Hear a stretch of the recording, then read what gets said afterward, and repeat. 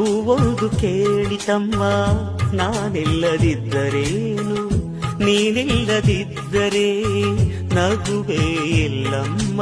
ಹೂವೇ ಇಲ್ಲದ ಲೋಕ ನಮಗೆ ಕಮ್ಮ, ನಗುವೇ ಇಲ್ಲದ ಲೋಕ ನಮಗೆ ಕಮ್ಮ. ಈ ಲೋಕದ ಶೃಂಗಾರವೇ ನೀನೇ ಹೂವಮ್ಮ, ಈ ಲೋಕಕ್ಕೆ ವೈಯಾರವೇ ನೀನೇ ಹೂವಮ್ಮ. ಈ ಕವನ ಕೇಳಿ ಆ ಚಂದ್ರ ಕರಗಿದನು.